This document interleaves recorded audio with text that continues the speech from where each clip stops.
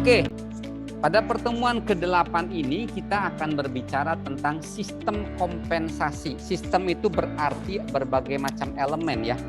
Elemen yang saling mendukung satu sama lain untuk mendukung sebuah tujuan adanya kompensasi. Oke.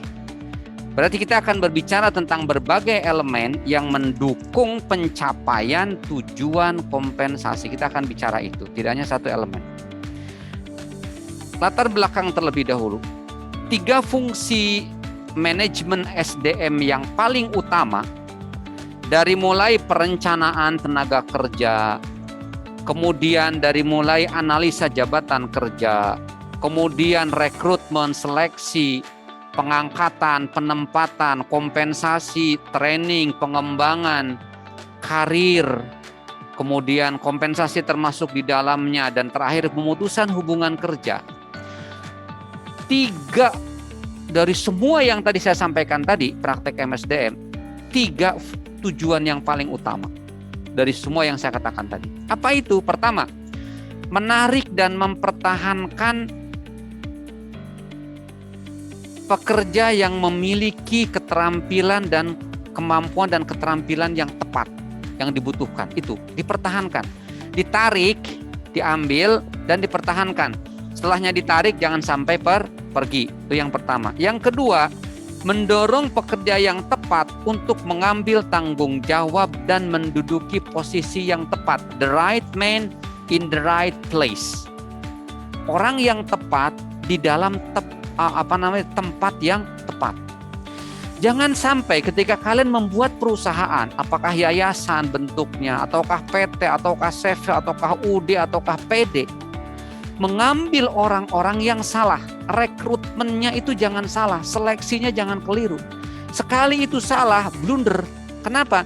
Ketika sudah merekrut orang yang salah, repot. Mau mentraining biayanya mahal, perlu waktu. Mengupgrade, berinvestasi di bidang SDM itu perlu waktu yang relatif lama dan biaya yang tinggi. Beda dengan membeli mesin. Untuk kasus-kasus tertentu, membeli mesin itu kadang-kala kalau dihitung dari perhitungan keuntungannya, itu antara yang dikeluarkan dengan pendapatan yang diperoleh itu jauh lebih banyak keuntungannya ketika berbicara dalam konteks mesin. Tetapi SDM kadang tidak berlaku hal yang seperti itu. Karena SDM itu manusia itu makhluk yang unik. Jadi tidak bisa disamakan seperti mesin. Makanya tantangan mengelola SDM itu jauh lebih berat dibandingkan dengan mengelola mesin begitu. Kemudian yang ketiga, menyatukan tujuan pegawai dengan tujuan perusahaan agar diperoleh iklim kerja yang kondusif. Jadi apa yang dimaui oleh pegawai itu sama dengan apa yang dimaui oleh perusahaan. Atau dibalik, apa yang dimaui oleh perusahaan itu bisa disampaikan secara tepat dan kemudian menjadi apa yang dimaui oleh pegawai. Banyak sekali pegawai karyawan yang saya lihat karena saya bekerja. Mereka itu hanya sekedar menjalankan rutinitas saja. Dia tidak paham apa yang dimaui oleh perusahaan. Dia tidak paham. Dan atau tidak mau paham. Yang penting ya tujuan, kalau misalkan saya sehari ngetik, ya udah ngetik aja. Tidak misalkan paham tentang bagaimana visi dari perusahaan, target yang diinginkan. Makanya untuk pegawai-pegawai yang seperti itu, peran pimpinan atasannya langsung untuk mengingatkan, kamu tuh bekerja untuk mencapai tujuan nih, target kita nih oleh bos seperti ini. Seperti itu harus terus diingatkan. Karena fungsi utama MSDM ya ini, tujuan pegawai dengan tujuan perusahaan itu harus sinkron, harus matching. Kalian pun saya sarankan ketika kalian mau kerja di perusahaan, ya, cari perusahaan yang kalian tuh memiliki passion gitu. Kerja di sana tuh. Kalau memang kalian senangnya misalkan di bidang mode, misalkan apakah mode apa, pakaian atau apa, maka kalian bisa menjadi staf administrasi di perusahaan mode, dan itu kalian akan enjoy. Tujuan kalian, passion kalian, interest, enjoyment, kenikmatan itu nanti akan bersinergi dengan tujuan dari perusahaan. Idealnya sih seperti itu. Tetapi ya kadang-kala kita paksakan ya. Ketika tidak ada lagi lowongan ya udah, ya kita terima yang ada aja. Sistem kompensasi mempengaruhi ketiga fungsi tersebut secara signifikan. Jadi ketika kita hendak menarik karyawan yang berpotensi, yang punya kompetensi dan mempertahankan dia, perlu kompensasi yang cukup.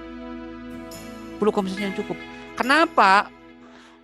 Kenapa mahasiswa-mahasiswa S3, S2 Indonesia yang sudah dibiayai miliaran oleh pemerintah Indonesia banyak yang tidak mau pulang ke Indonesia? Karena ini kompensasi. Di sana dia dengan gaji yang sangat besar dan sudah tidak pusing lagi mikirin cicilan mobil, cicilan motor. Kenapa? Gapnya antara pendapatan dia dengan cicilan motor sangat jauh. Nah kalau misalkan di kita jadi dosen misalnya, gaji misalkan 5 juta, cicilan mobil, cicilan motor habis, belum cicilan rumah, ya kan? Sementara yang saya tahu di Australia gaji 8.000 itu 80 juta rupiah begitu. Untuk kehidupan sehari-hari itu kalau hemat bisa cuma 3.000, 4.000, setengahnya itu lebihnya. Kalau dia misalkan mau nyicil motor, kadang-kadang dia tidak usah nyicil motor, kan cicil mobil, karena mobil itu harga 2.000-3.000 dolar udah dapat mobil yang keren, second tapi keren. 3.000 dolar itu bisa mobil yang tahun 2010, 2015 itu dengan hanya 3.000, 4.000 dolar. Jadi dia 1 bulan gaji bisa dia beli mobil sedan yang bagus, second. Jadi udah tercukupi kan, begitu. Nah itulah yang namanya fungsi kompetensi dalam menarik dan mempertahankan pekerja yang memiliki kemampuan dan keterampilan yang tepat. Mendorong pekerja yang tepat mengambil tanggung jawab dan posisi. Nih kamu mau nggak jadi manajer? Gaji kamu adalah 30 juta. Yo mau kan? Siapa sih orang yang nggak hijau sama duit? Gaji 30 juta jadi manajer gitu. Menyatukan tujuan pegawai dengan tujuan perusahaan. Ini juga perlu yang namanya kompensasi. Jadi kompensasi itu bagian dari motivasi ekstrinsik, motivasi dari luar. Motivasi dari luar. Bisa jadi kalian gak merasa passion, gak merasa enjoy dengan pekerjaan itu. Tetapi karena dimotivasi dengan kompensasi yang cukup, kalian mikirin keluarga, anak dan istri, atau misalkan anak-anak yang perempuan yang kerja mungkin mikirin untuk membantu ekonomi suami. Jadi kemudian termotivasi sehingga kemudian bisa menyesuaikan dengan tuntutan dari perusahaan. Ya. Apa sih kompensasi? Imbalan yang diberikan kepada pegawai yang aktif berkarya atas pengakuan kemampuan atau kapasitas potensi yang dimiliki oleh individu. Jadi menghargai kapasitas atau kemampuan atau potensi yang dimiliki oleh pegawai, beban tanggung jawab. Ketika dia menjadi branch manager, manajer cabang, dia membawahi misalkan sekian puluh karyawan, tanggung jawabnya besar. Kalau ada kerusakan apapun, dia harus tanggung jawab. Walaupun yang melakukannya hanya sekedar OB misalkan dan juga bukan pegawai tetap yang tanggung jawab adalah dia. Itulah menghargai beban tanggung jawab dan hasil prestasi kerja yang dicapai atau kinerja yang dicapai. Contoh misalnya, ternyata ada branch manager yang bisa menghasilkan profit di atas yang ditargetkan oleh perusahaan, maka perlu diberikan kompensasi berupa bonus atau peningkatan gaji atau jalan-jalan atau diberikan training ke luar negeri dan sebagainya. Seperti itu. Sistem kompensasi adalah salah satu cara yang sangat efektif dan nyata bagi suatu perusahaan dalam menyampaikan penghargaan kepada pegawai. Jadi compensation system yang terdiri nanti dari berbagai macam elemen dan struktur itu sangat penting untuk menyampaikan penghargaan kepada pegawai. Sekarang kriteria kualitas kompensasi. Yang disebut kompensasi yang berkualitas itu apa? Pertama, dapat dipahami secara internal. Jadi misalkan kalian dapat gaji 5 juta misalnya, bisa paham, 5 juta itu gaji pokok sekian, tunjangan anak sekian. Misalkan kalau PNS ada tunjangan beras, kemudian ada uang transport, ada honor variabel, seperti itu. Itu jelas, itu namanya dapat dipahami dan logis, masuk akal. Saya memang mengerjakan itu, maka kemudian saya mendapatkan kompensasi. Tidak logis ketika kita tidak melakukan apa-apa kok mendapatkan kompensasi. Jangan-jangan itu duit korupsi kalau misalkan kalian kerja di PNS. Tidak apa-apa kalian misalkan tidak melakukan apapun, diterima aja, tiba-tiba kena KPK, atasan langsungnya kalian kena, akan ditanya-tanya kan, seperti itu. Adil secara internal, pegawai merasa dihargai beban tanggung jawab dan prestasinya. Adil secara internal, artinya ya pegawai pekerjaannya pekerjaan yang berat, rumit, sulit, dan beresiko. Walaupun mungkin levelnya sama dengan sama-sama karyawannya, tetapi resikonya lebih rendah, harus dihargai dia. Tambahkan untuk dia mah ada insentif resiko, misalkan. Karena dia misalkan sama-sama pekerjaannya hanya sebagai level operator, tapi yang satu operatornya kalau dia salah melakukan apa, dia bisa nyawa melayang, maka harus diberikan tambahan. Karena itu secara adil, itu harus adil, karena harus dihargai beban tanggung jawab dan juga prestasinya. Ketika ada bidang misalkan, ternyata nih misalkan di perusahaan ya, ada pabrik A, pabrik B, pabrik C. Nah, ada pabrik B bisa menghemat pengeluaran sehingga perusahaan untung, layak dia untuk diberikan penghargaan atas prestasinya. Itulah yang namanya kriteria kualitas kompensasi yang baik. Adil secara internal, di mana pegawai merasa dihargai beban tanggung jawab dan prestasinya. Kompetitif dibandingkan, nah kalau misalkan contoh ya, saya tuh pernah nanya-nanya sama teman-teman yang orang Pakistan. Di sana berapa sih gajinya dosen kalau misalkan pertama masuk? Ya kayak kita yang lulusan dari luar negeri, dari barat, negara-negara maju, itu minimal 2.000 Australian dollar, 20 juta. Kalau misalkan penduduk lokal, ya kalau lokal mah paling juga ya 15 juta atau 10 juta. Kalau misalkan lulusan S3-nya dari Pakistan gitu. Tapi lulusan dan dari barat, dari Eropa, dari Amerika, dari Australia dihargai tinggi. Itu di sana gitu. Di sana seperti itu, dihargai sangat tinggi. Berikutnya adalah kompetitif dibandingkan dengan rata-rata tingkat kompensasi pada industri jeans dan dapat memenuhi kebutuhan yang dengan cukup layak. Jadi kalau misalkan sama-sama pabrik sepatu nih, ada wilayah pabrik sepatu. Nah, sama-sama manajer, maka gajinya itu harus diperhitungkan agar kompetitif di level manajer untuk sama-sama pabrik sepatu. Tujuannya apa? Karena kalau misalkan tidak pantas, tidak layak, bisa jadi nanti manajer yang berpotensi ini akan pindah kepada perusahaan yang lain. Terlebih kalau gajinya sangat tinggi sekali gapnya. Mungkin kalau gapnya kecil, bisa jadi si manajer itu nggak pindah. Kenapa? Kan tidak hanya aspek kompensasi yang menyebabkan dia betah di perusahaan. Mungkin atasannya yang baik, bawahannya yang penurut, konsisten penggajiannya walaupun mungkin tidak sebesar perusahaan tetangga, tetapi juga cukup menyenangkan, selalu tepat waktu, penghargaan yang tinggi dari atasan, kan bisa jadi. Tapi kalau udah gapnya gede banget bedanya, itu yang akan terjadi ketimpangan dan akibatnya si manajer bisa pindah. Mendukung tujuan perusahaan untuk tetap tumbuh dan berkembang. Contoh misalkan begini. Ini ya misalkan, saya kerja di lembaga penelitian. Saat ini ada peluang untuk mendapatkan dana miliaran dari pemerintah. Oke. Nah, kalaulah misalnya orang seperti saya yang bertanggung jawab untuk bisa mendorong para dosen, membimbing para dosen, mengarahkan para dosen agar bisa mendapatkan dana miliaran.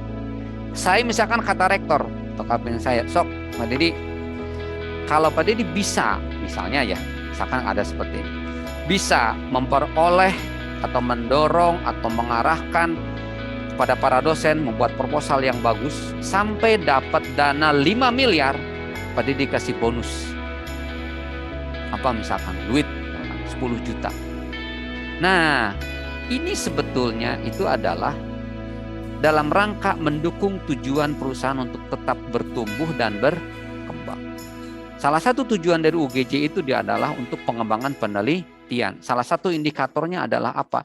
Banyaknya penelitian dan didanai atau tidaknya penelitian itu oleh pemerintah.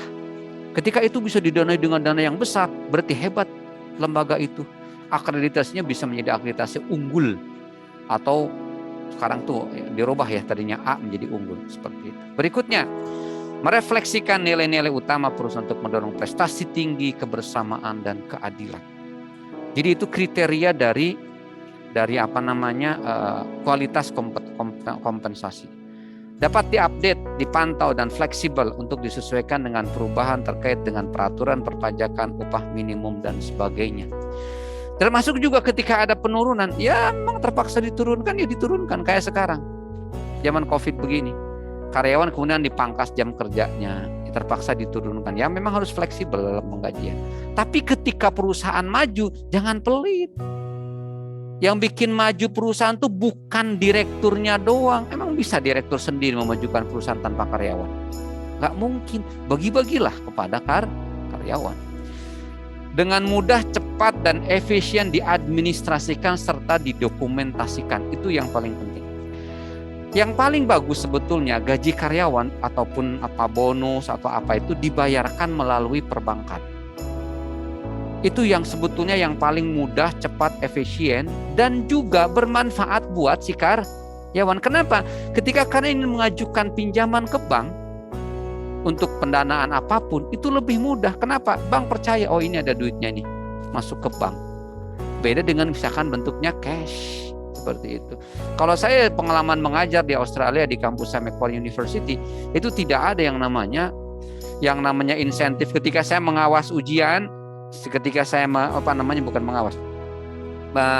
menilai hasil kerja UTS atau UASnya mahasiswa saya dibayar dan tidak ada yang namanya di amplop. Semuanya dibayarkan menggunakan rekening.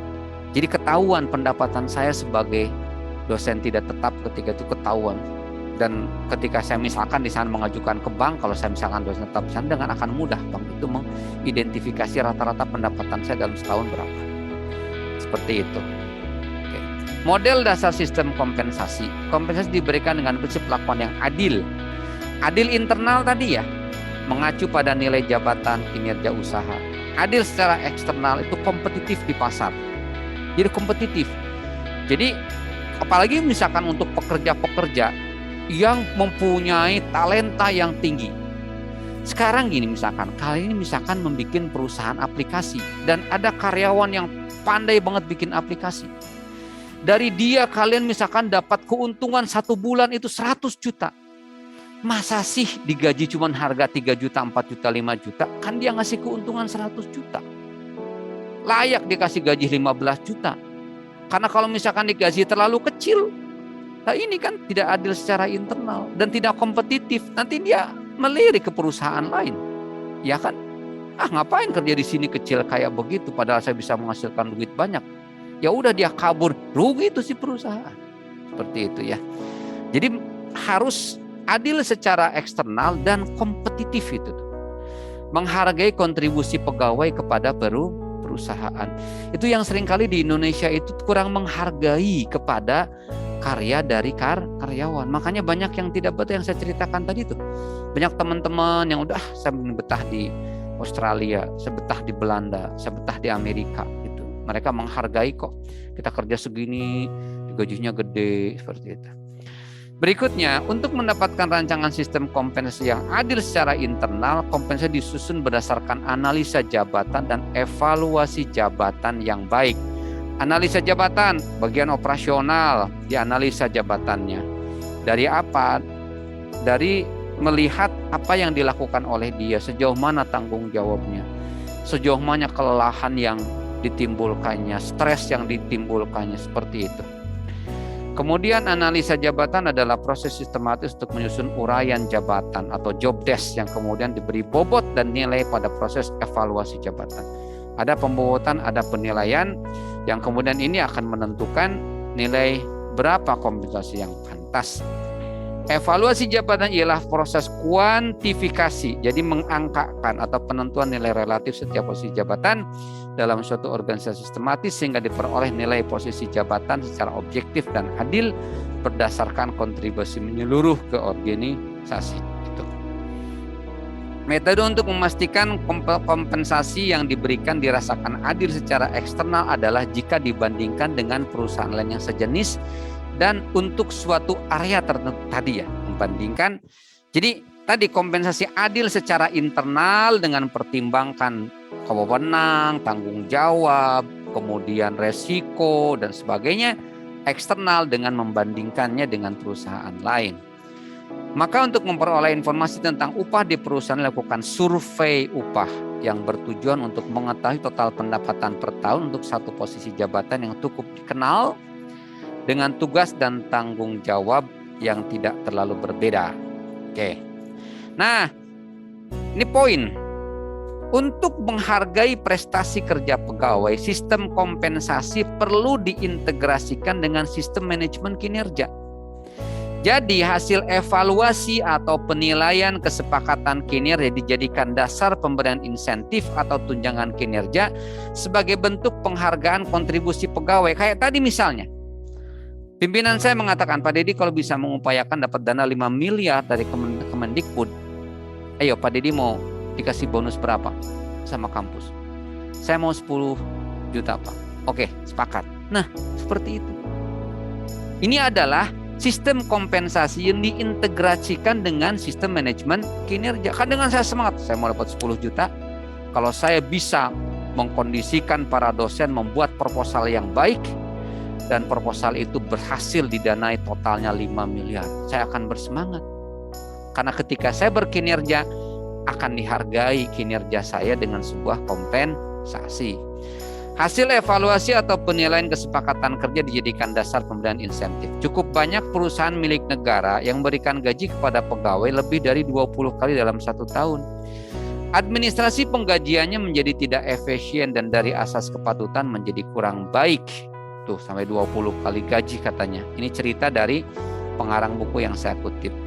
Dari sisi administrasi penggajian akan lebih praktis dan efisien dengan menaikkan besaran gaji per bulan dan memberikannya 13 kali termasuk tunjangan hari raya atau paling banyak 15 kali ditambah 2 kali untuk biaya bantuan pendidikan. Ini menurut si pengarang buku tadi.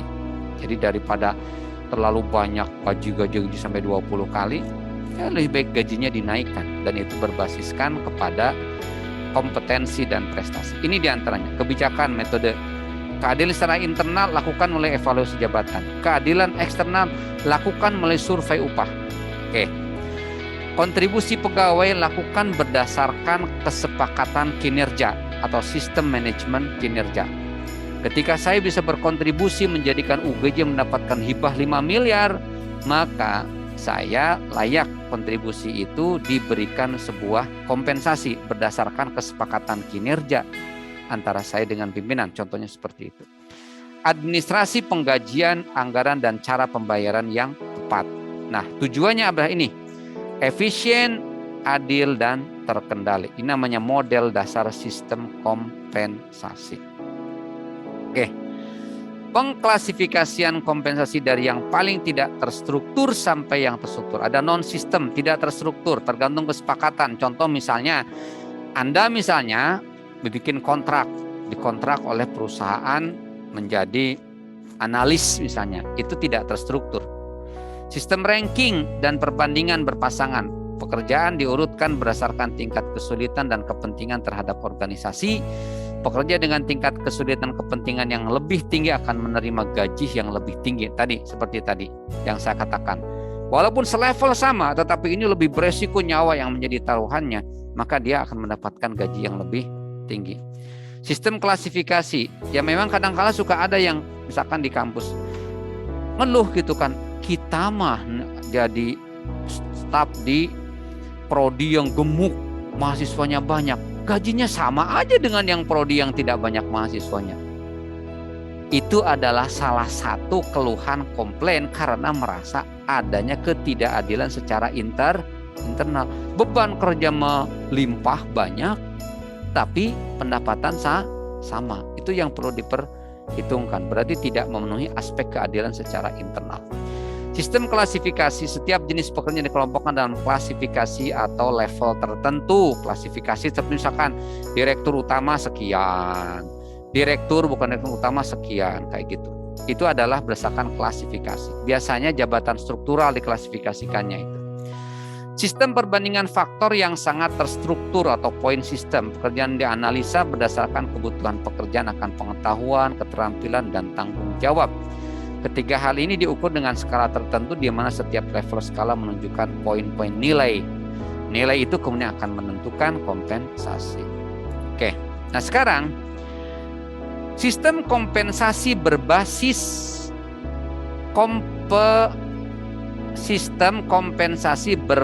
kompetensi nih salah. Merupakan sistem kompensasi yang menghargai karakteristik individu.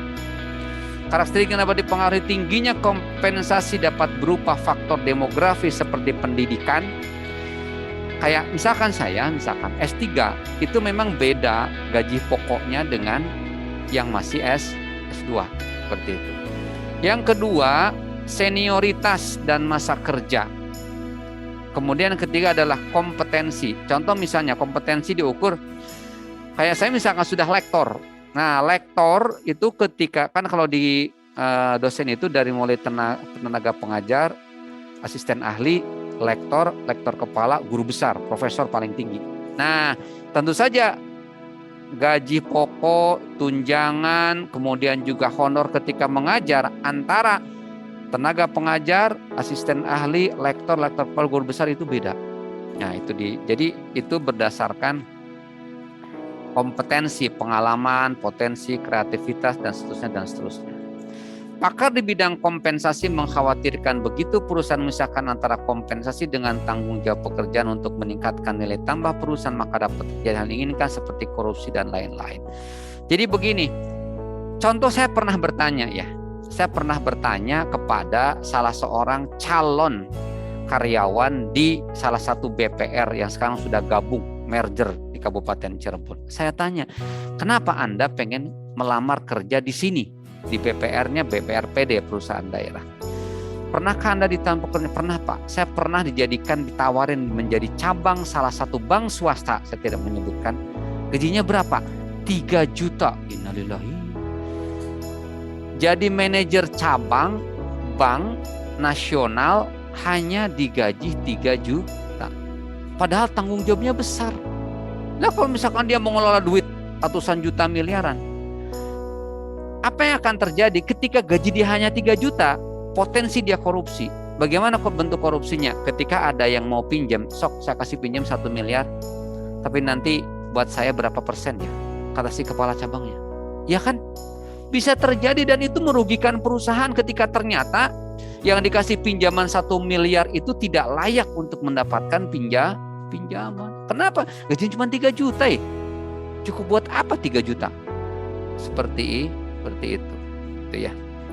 Sehingga di samping menghargai karakteristik individu, penting untuk mempertimbangkan kompensasi atas beban tanggung jawab jabatan. Itu yang sangat penting sekali.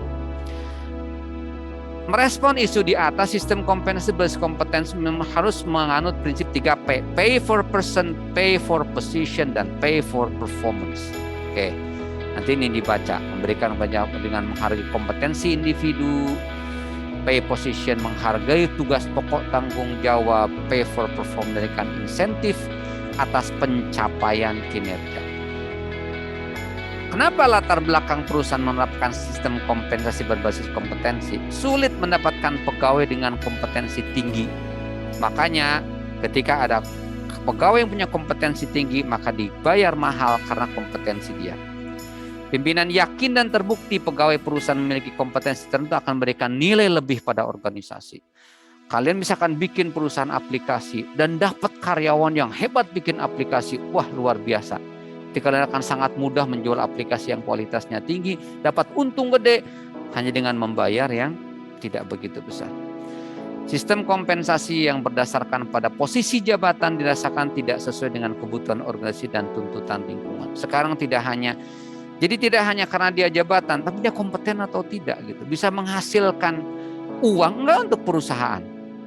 Kebutuhan akan sistem insentif yang akan memotivasi pekerja untuk meningkatkan kinerja dan keterampilan yang dimiliki. Jadi perlu adanya sistem kompensasi berbasis kompetensi karena perusahaan tuh butuh sistem insentif yang memotivasi pekerja. Berikutnya, kebutuhan untuk menentukan kompensasi untuk knowledge worker yang tidak berhubungan atau membawahi karyawan. Jadi bisa jadi gini. Ada bawahan, tapi dia piawai hebat luar biasa. Dia dapat gaji per bulan pendapatan lebih besar daripada atasannya. Kok bisa begitu, Pak? Penyebabnya kenapa? Karena dia adalah knowledge worker. karyawan yang memiliki pengetahuan dan bisa memberikan nilai tambah yang tinggi buat perusahaan. Bisa jadi dia dapat bonus dan melampaui atasannya. Di dalam sistem kompensasi berbasis kompetensi hal itu biasa. Sistem kompensasi yang sangat terukur, terstruktur, besar, dia biasanya mahal, baik untuk dikembangkan maupun dijaga aplikan cenderung birokratis. Ini High Consultant mengembangkan tabel untuk menjabatan berdasarkan kualifikasi yang dibutuhkan, pemecahan masalah, dan hasil kerja yang harus dipertanggungjawabkan. Contohnya ini. Ya, ada gaji pokok. Kayak saya dosen, ada gaji pokoknya sekian juta. Ada tunjangan karena saya jabatan sebagai lektor atau tunjangan saya sebagai struktural gitu. Dan kemudian ada tunjangan kinerja karena saya lembur, karena saya membuat aktivitas atau kegiatan. Jadi kayak lembaga itu, dia dapat anggaran untuk melakukan sebuah kegiatan, program kerja selama setahun. Nah, di dalam anggaran itu diperbolehkan untuk menyampaikan atau membuat anggaran bagi kepanitiaan. Panitiaan mengadakan misalnya acara seminar, mendatangkan profesor dari luar negeri. Panitia itu dibayar dengan apa? Dengan anggaran yang sudah ditetapkan untuk kegiatan mendatangkan profesor dari luar negeri tersebut. Itulah yang namanya ini tunjangan kinerja seperti itu. Kemudian sistem kompensasi sesuai undang-undang, struktur kompensasi yang paling sederhana ada gapok, tunjangan, insentif kinerja, dan bonus tahunan. Nah, sedikit lagi, satu lagi. Komponen gaji tetap didasarkan pada kualifikasi individu, dapat dimasukkan dalam komponen gaji pokok atau dapat pula dimasukkan dalam komponen tunjangan tetap. Itu namanya gaji tetap. Komponen kompensasi didasarkan pada posisi, pay for position, dapat dimasukkan dalam komponen gaji pokok dan dapat pula dimasukkan dalam komponen tunjangan jabatan, pay for position. Kayak misalkan kalau di kampus ya rektor, wakil rektor, ada kepala lembaga penelitian, lembaga pengabdian masyarakat, itu masuk pay for position, gitu ya. Perlu kehati-hatian dalam menentukan gaji pokok karena akan berpengaruh langsung pada biaya premi asuransi dan pencadangan dana pensiun. Kenapa nggak langsung gaji pokok atau repot? Langsung aja gaji pokok semuanya, repot nanti di sini nih. Gaji pokok itu kan berpengaruh pada biaya premi asuransi ketika perusahaan mengasuransikan karyawannya. Dan pencadangan dana pensiun nanti terlalu gede nantinya harus dibayarkan oleh perusahaan. Insentif kinerja merupakan komponen kompensasi yang diberikan kepada untuk memberikan penghargaan terhadap kinerja. Besaran insentif ini untuk berdasarkan hasil penilaian kinerja. Ketika saya bisa menghasilkan duit 5 miliar, ya layaklah saya dikasih misalkan berapa oleh kampus. 10-20 juta misalnya seperti itu. Oke, saya kira cukup. Terima kasih atas perhatian Anda.